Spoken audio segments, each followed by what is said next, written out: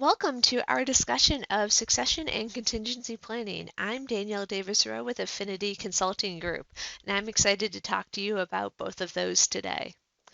The first thing I want to address is what exactly is succession and contingency planning? Succession planning is planning for the expected exit from the practice of law. So generally, this is retirement planning. Most people go to law school, join a law firm, and plan to work there until they retire or in some firm. Um, and it's a little bit different for everyone. What does retirement look like? One day, do you want to walk away and never come back? Do you want to work a reduced schedule? It's really lawyer specific what their expected exit is going to look like. But what happens if there is no plan for that exit? What if someone doesn't come in tomorrow? Perhaps they won the lottery and they moved to the Bahamas and they threw their phone in the ocean and you couldn't contact them.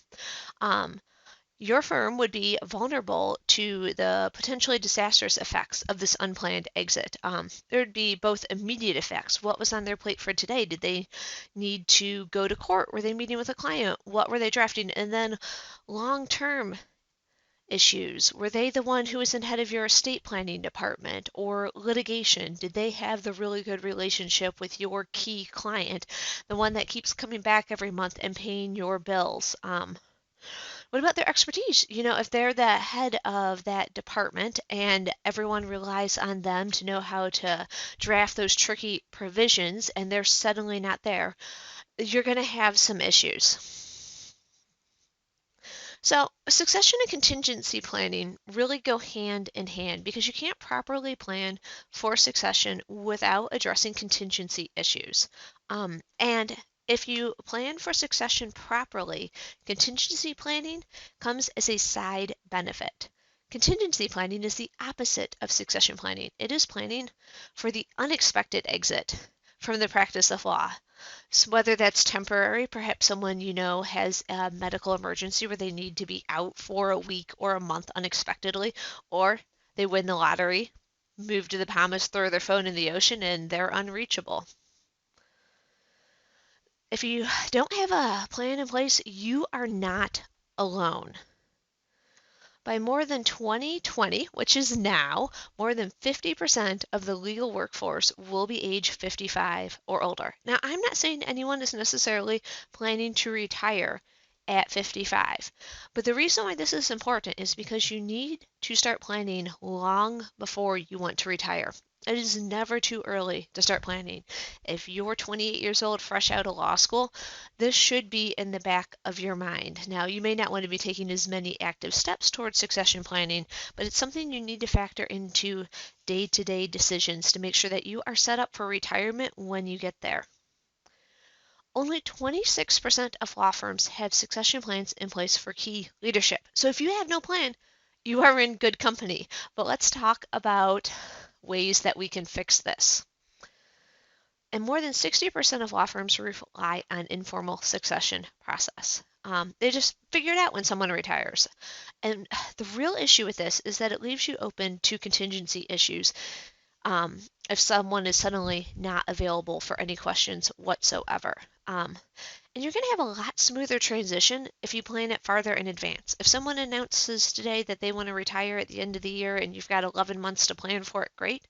But it'll be even smoother if you've been planning this for years. Are you expecting someone to buy your firm? It's not going to happen if you haven't been planning it for a while. You decide you want to retire in the next year or two and you're hoping someone's going to buy it. Your firm's probably not set up to get you a lot of value out of your firm. Think about it. Would you buy your firm? Clients hire lawyers, not law firms. When lawyers leave law firms, the clients leave. So it's hard to sell your law firm. So when it comes to this planning, you want to start by asking questions. And we want to focus on 6 different elements. The first is expertise. Your legal expertise is your bread and butter. You know how to draft an estate plan. You know what goes on in probate court. You know how litigation works. You know how to draft the motions, the briefs, handle the discovery. That is really critical, and you need to be focused on expertise because when someone retires, if that is not addressed, it all goes with them. You need to really think about what practice areas have no backup. A practice area with one attorney is going to be an obvious issue when it comes to contingency planning. If they're suddenly not in the office, who can handle that work? Are you going to have to outsource it to another firm? Um, If this attorney is thinking about retirement sometime in the next 10 years, is this a practice area that the firm wants to continue after that attorney retires, or is it just something that's going to disappear along with the attorney's retirement? Consider whether or not that practice area is profitable. Consider practice areas with attorneys that are all the same age. If all of your attorneys in the practice area are 30 or 40 or 50, you want to think about that because a lot of times people retire around the same age, especially if they are all more experienced. You want to consider bringing in some junior associates under them so you don't get to the point where everyone's ready to retire within a 5 to 10 year span and you don't have anyone to come up under them who already has knowledge and training from them who can take over that practice area. And if they're all young, it's still a concern because succession and contingency aren't just when people retire or suddenly have a health issue or win the lottery. Sometimes people start new firms. They get unhappy and they go out and start their own firm. And a lot of times people from the same firm leave together to start their own firm. So it's something you need to be thinking about. And if there's not enough work to bring on additional attorneys, if that's something you need, what do you want to do about that? Consider having people work in multiple departments, or perhaps get a lateral hire that brings in a book of business. These are all the sorts of questions you really need to be asking yourself. And if you've got someone with a unique skill set, how quickly could your firm recover from the overnight loss of that unique skill set, which is really a contingency issue? Who could pick up those existing matters and carry on, especially if things are due this week or next? It's important that those clients' needs be addressed. One way to deal with this is to consider training and additional experience for attorneys. Should the one who has the unique skill set offer training to other attorneys in the firm? Could you obtain that training through CLE? Perhaps you bring in outside speakers to speak on those issues.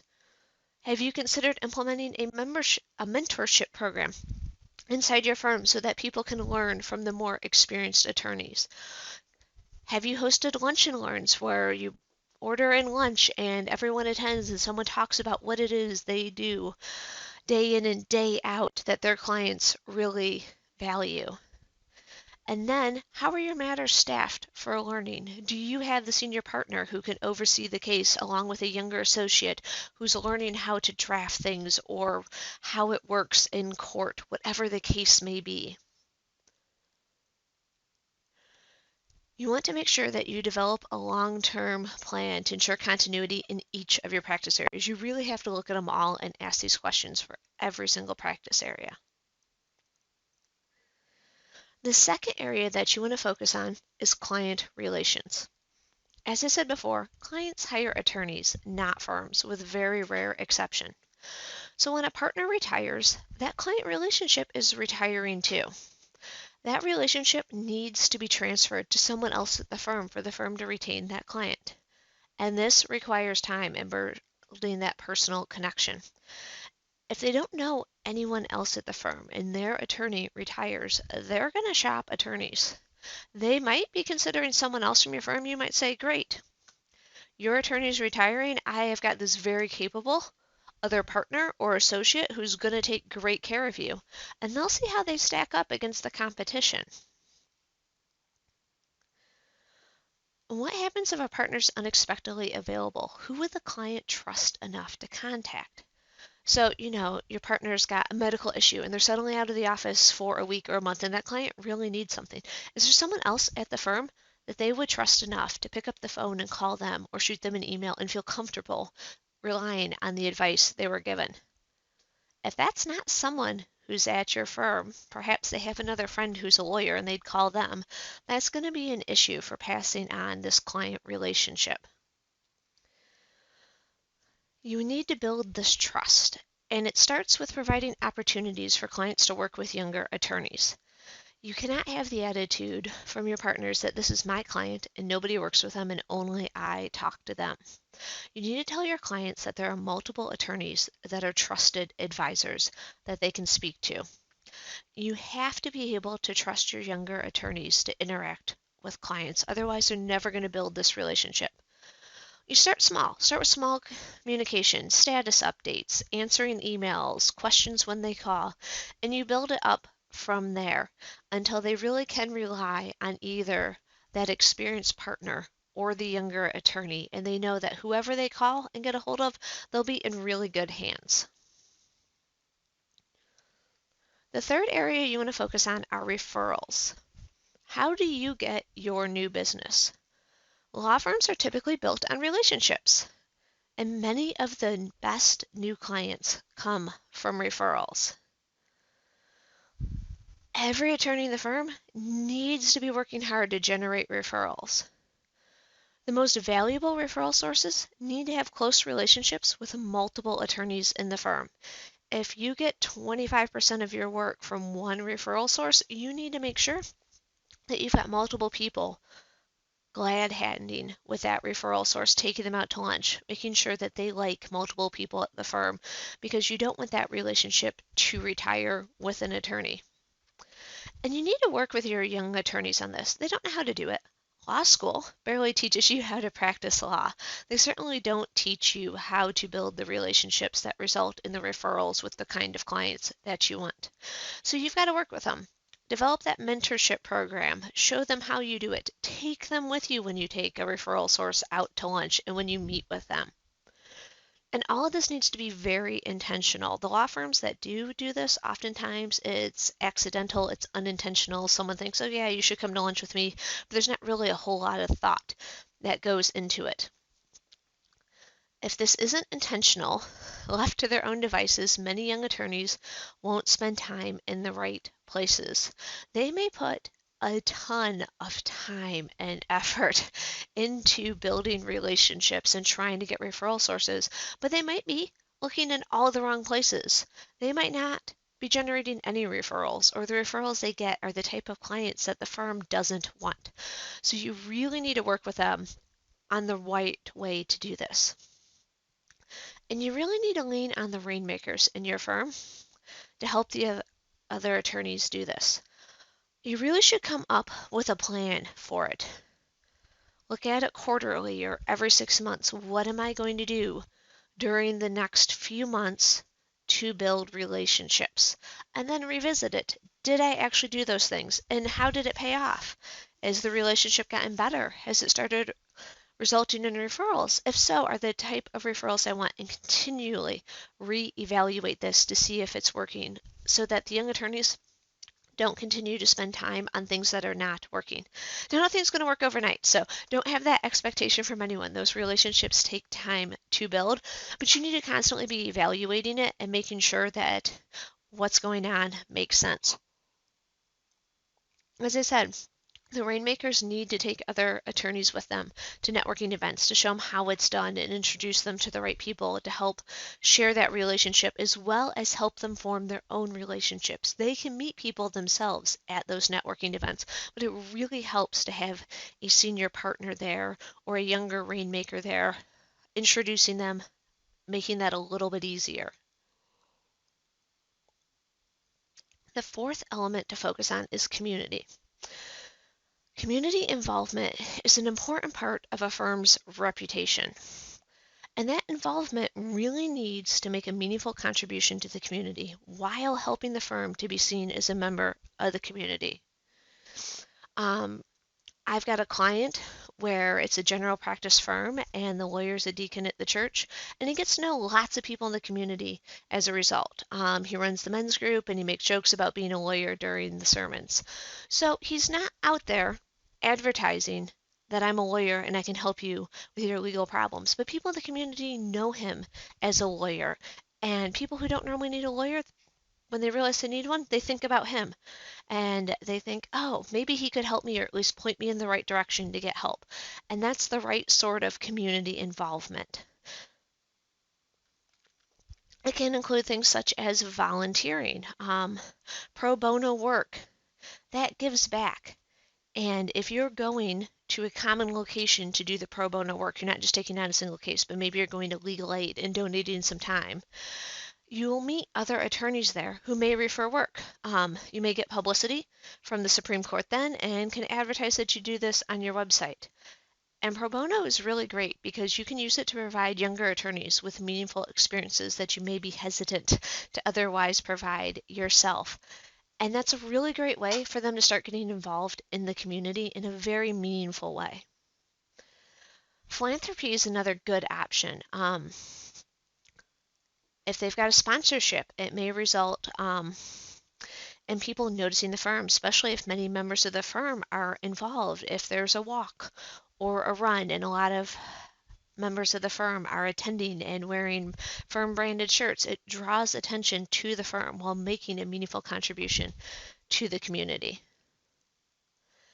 People can also get involved in community leadership, city council, township trustee, things like that. And a lot of this just isn't on younger attorneys' radar, so help make sure it is on their radar. Board of directors is often on everyone's radar. I feel like everyone hears about that in law school, but a lot of people don't know how to get on a board of directors. They don't even know where to meet the people that could help them get there.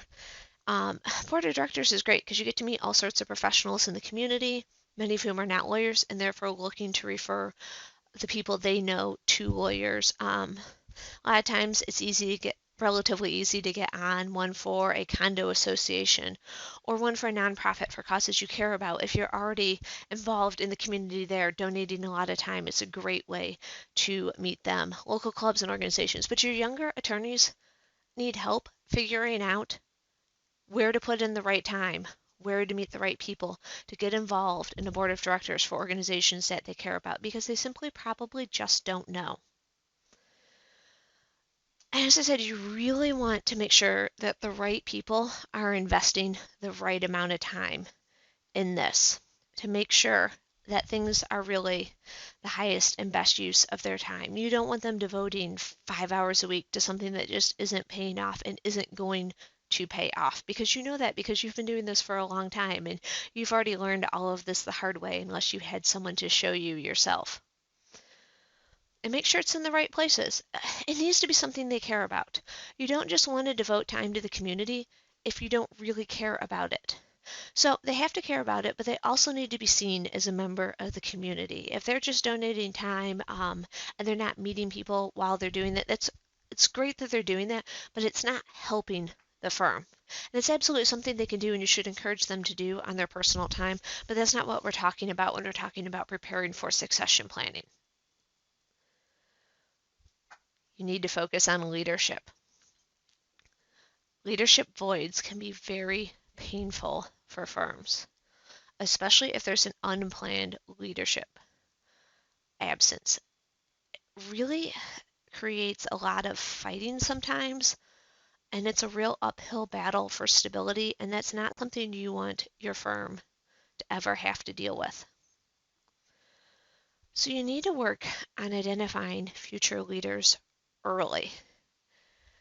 And you don't need to just identify them. You may say that one or two of these associates could be a great future managing partner, but you need to start grooming them for the position, making sure that they learn what it takes to be a leader, what's involved. You also want to make sure they're interested. Even if they would be a great leader, if they're not interested, they're not a right fit for the job.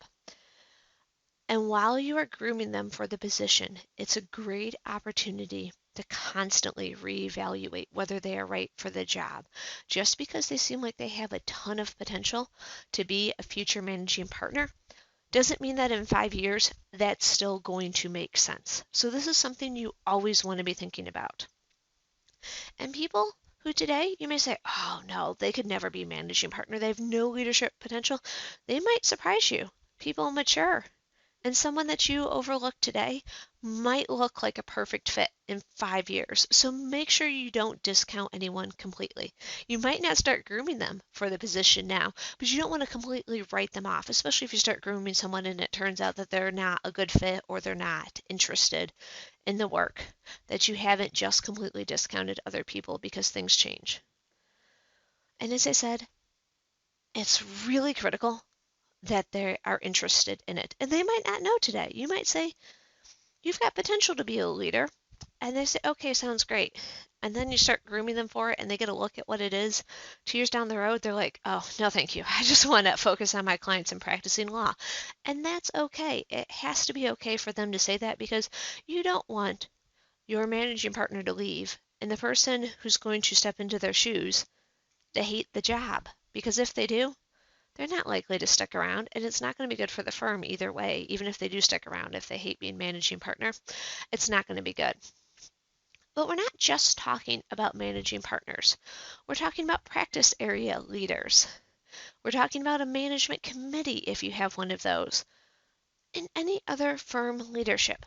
Succession and contingency planning is not solely for attorneys. Do you have a firm administrator who keeps everything running incredibly well and only your firm administrator knows how to do what he or she does? If that person left tomorrow or retired in 2 years, you could be at a real loss. What about an IT director? Do you have an IT director who's integral into the smooth operations of all of your technology? You need to think about succession and contingency planning for that person as well. You need to make sure that your firm has a structure to ensure that future leaders are well poised to step in seamlessly into vacant leadership roles when needed. And a lot of times a committee helps with this. It allows you to bring in a younger leader who's not ready to take over. But if they were needed to, tomorrow, if something happened, they would be well trained and positioned from being on that committee to step in temporarily or permanently if needed. The structure needs to include clear and objective criteria for evaluating leadership potential. It can't just be a gut feeling. When things are a gut feeling, it creates uncertainty, and people in the firm just don't like that. So you need to understand exactly what makes a good leader and how you evaluate someone against that. Then you need to have a well-defined advancement path for associate attorneys and non-equity partners who meet those criteria. So anyone who wants to progress at the firm, whether or not you have a non-equity path, associates, most of them want to become partners. And if you have non-equity partners, a lot of them want to become equity partners.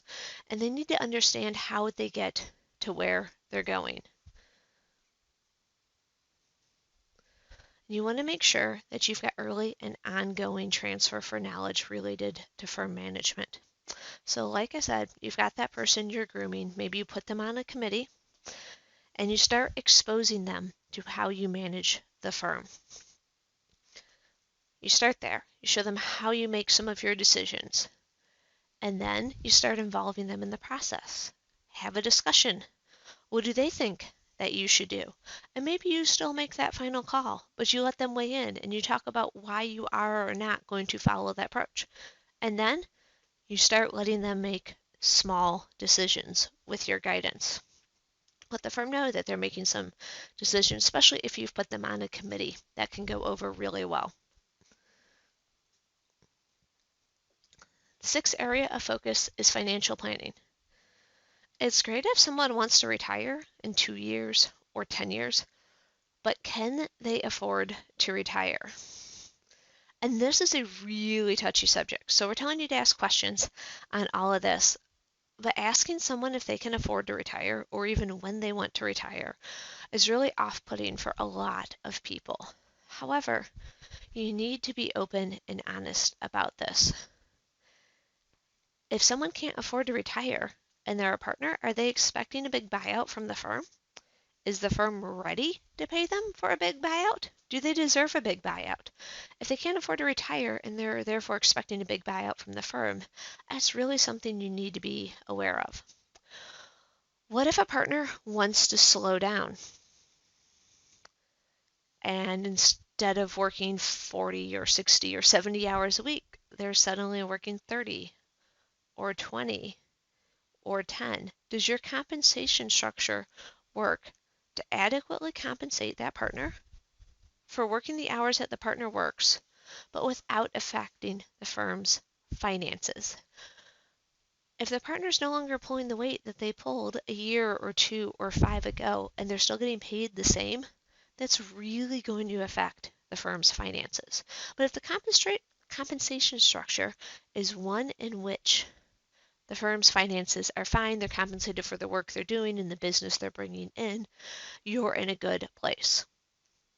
And if you have people who can't afford to retire and they're not getting the buyout they were hoping to get, they may continue to stick around without contributing as much to the firm. Now, plenty of people still love to work 10, 20 hours a week. That is their version of retirement. They get time to play golf in the afternoon. They come in, get to do something intellectually stimulating. But for other people, it may just be a financial issue where they need to continue to get income, even though they don't want to work the longer hours. And a lot of firms want people like that to hang around as long as they want. They are a great partner to have for bringing in new business. It's great their name's on the door. They get to meet people when they come in, shake hands. People love seeing them in the office. It's just part of who the firm is. That's great. You just need to have a plan in place ahead of time.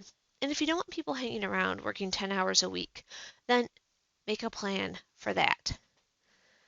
But along with all this, you need to consider the fact that business naturally ebbs and flows. Some practice areas are slower at other times, some have bad years, and how that affects the firm's finances as well as all of the partners is something that needs to be taken into consideration, because it may not be that someone wants to only work 10 hours a week, but for some reason the work is just not there, and that needs to be addressed in a different way. So you want to make sure that you define your compensation structure in a way that's fair for everyone so that people can plan for retirement. That big question, do equity partners get a payout when they retire? If they do, the other partners need to be planning on that so that it's not a shock when someone retires and sticks out their hand for that payout. Everyone needs that to be able to plan. And people really need to understand that their value to the firm is their time in the office, not their original financial contributions. Equity partners typically put money in to buy into their partnership position, but really they get paid as a partner while they are there working in the office, because partners don't provide the firm a ton of value once they're gone. It's there while they're working, they're bringing in the clients, they're doing the quality work. That value leaves with the attorney. So where do you start with all of this? We talked about a lot of different questions that you need to consider asking when you are thinking about succession and contingency planning. You've got to develop a plan. As hard as that might be, and you need to start working on it. This is really hard, and there's no one right or wrong answer on how to do this. If I could develop a succession plan for everyone and put a price on it and sell it to everyone, they would absolutely sign up for that, because this is hard. But it's all very firm specific what you need to do. And you can't just develop a plan today and say, great, I'm done. I have a succession plan. A succession plan is not a one-time event. It's something that you are constantly working on and revisiting and reapproaching as things change in your firm. It takes so much time.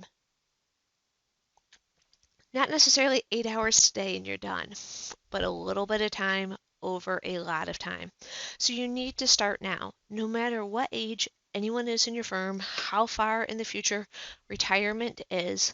Even if everyone in the firm's 35 and under, start planning now. The earlier you start, the easier it is and the more options you're going to have. And you really want to think about this in terms of leaving your legacy. What do you want your legacy with the firm to look like? One of the key things you need to do is create processes and accountability around each of these elements. Doing so gets everyone pulling in the same direction. Your whole firm has got to be rowing the boat in the same direction. If they're not, you're going to have a lot of problems with this, and that's something you need to work on first as a part of this plan. As you create processes and accountability around each of these, you want to document them. That's going to help with contingency. Anything you have documented makes it easier for someone else to pick up where you left off without any warning. And when I say you need a plan, and I say you need to document things, you might not have a formal document called your succession plan. You may not. But it's all the things you are doing put together that become a succession plan. And part of this is really creating a culture that is constantly working on succession and contingency planning and factoring it into every decision. And you don't have to necessarily frame every decision that way to the whole firm. But if you are working on making sure that people are learning and there's mentorship in all of those different focus areas, people are going to find greater job satisfaction because they are learning the types of things that they want to learn with their job. And they're not necessarily thinking about when they take over for that partner necessarily, but they're thinking about how they can become like that partner, that hero to them. So you need succession and contingency planning to be factored into every decision, but you don't necessarily need to use those words when making your decisions. And these systems are going to make transitions easier. And it's going to lessen reliance on specific individuals, which is great because if they're suddenly not there, even if it's just for a day or a week, you've got a system in place to deal with it. And it also puts the firm in a much better position. If they get another job offer and they're thinking about taking it, the firm will have better options to consider how to deal with that. And all of this is going to prove the value of your law firm. If you are in fact hoping to sell your firm as your retirement plan, if you have got processes in place and you're a well-oiled machine, this type of case law comes in and this is exactly what we do and that's all documented, there is a ton of value to that. And that is in fact the type of thing that someone may purchase your law firm for. You can use software to do this. Matter management software has a ton of great techniques for documenting all of these processes, automating them perhaps, task management, contact management, calendar management.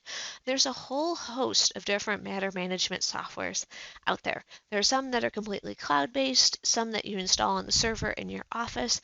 It just depends what you are looking for. There's no one easy answer to which matter management software is best for you. You don't have matter management software? You don't want it? That's okay. It can just be documentation of the processes.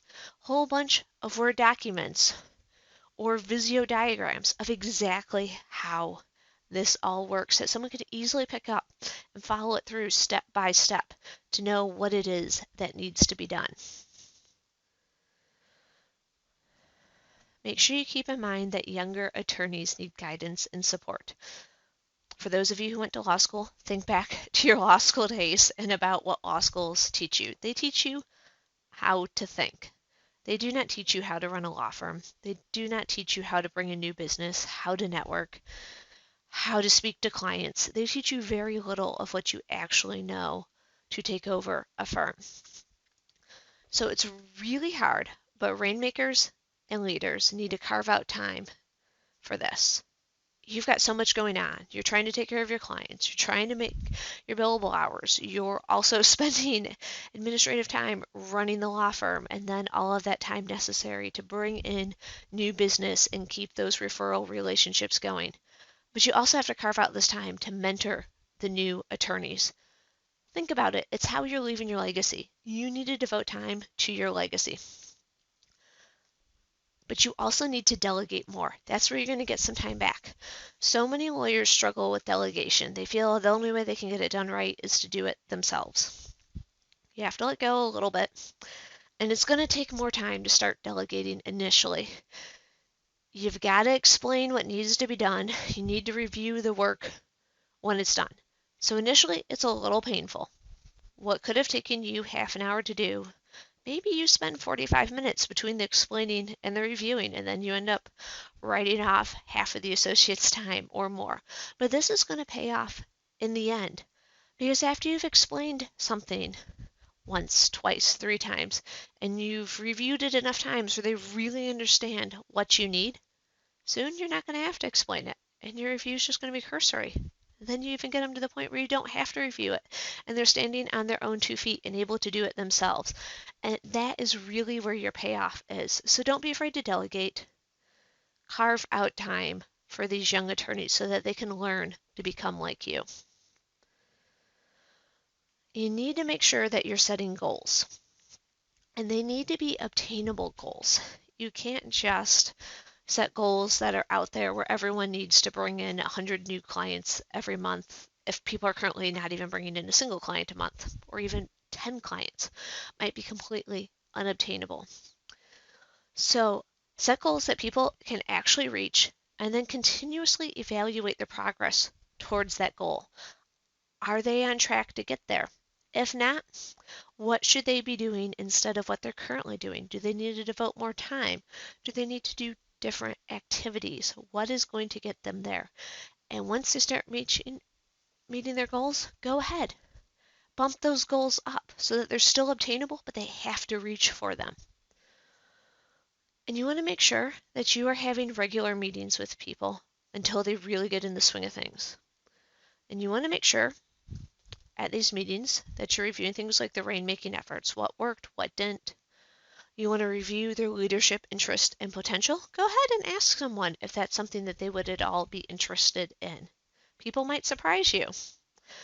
And then you also want to review things like their expertise and their client experience and really listen to the feedback you receive. It's not just about reviewing someone and telling them what you think of how they did, but opening the door to dialogue, letting them share that they had a negative experience with a client and they really tried their best and they did X, Y, and Z and how it didn't work, so that you can give them advice on how to handle that next time, or offer to give them guidance in the middle of the email exchange next time. That way, you're not just telling them how they did, but helping them move forward in a positive manner. With all of this, you want to make sure you celebrate success, because what happens is celebrating success builds momentum to establish a culture of self-sustainability. If you start celebrating every time an associate brings in a new client, people are going to start getting really excited to bring in their own clients. And they're going to want to be recognized for that. And the more you celebrate it, the better it's going to get. So this might mean celebratory emails, sending out email to the whole firm.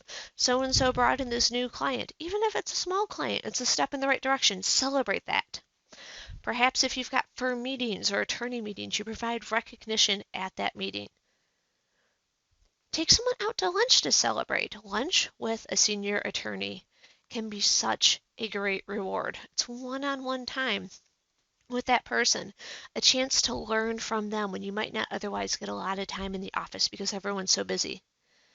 And you want to make sure that whatever you do, it's public within the firm. You don't need to bring everyone to lunch, but let people know that this is a thing that happened, because it motivates other people to succeed. When they see others succeeding, they want to succeed as well. And you want to make sure that you keep everything positive, and celebrating success is a really good way to do that. These young attorneys aren't going to succeed overnight, but the more that you can make this positive, the more they are going to strive to do it, and the harder they are going to work for it. So, we talked about how you need to start a plan. And you need to be planning for years and years and years, and how much work this is all going to be. The good news is, as soon as you start thinking about this, you are going to start seeing benefits. It's going to reduce turnover. You are going to improve attorney retention and client retention. People really want to know they have a future at your firm. They are interested in that. If they don't see that they have a future at your firm, they're likely to leave. So if you've got a plan in place, a way for associates to become non-equity partners and then equity partners, or just straight equity partners, not everyone needs a non-equity partner tier. and they know what the criteria is to get there. And then you discuss with them at least once a year how they're doing compared to that. And you are actively working with them to improve in the areas they need to be improved and talking to them about how to get there. That's going to help keep your good attorneys. People want to know what the future looks like. Not only do they have a future there, but they want to know what that path looks like. And if there's not a path, they want to know that too so that they can make the right decision. People want to know that even if the key partner retires in 5 years, 10 years, or 15 years, that they're still going to have a job, that there's a plan in place to replace that person. Because people are thinking about that. Make sure you're providing regular reviews to give that feedback an opportunity to do better. Just like we talk about, all of that is actually going to help reduce turnover. You might think that regular reviews are going to increase turnover if you tell someone that they're not meeting their mark, but talking to them about it openly and honestly actually increases retention. And working on this now is going to help your firm retain knowledge. If you don't have anything documented and it's all in one person's head, that knowledge leaves the firm when they leave the firm.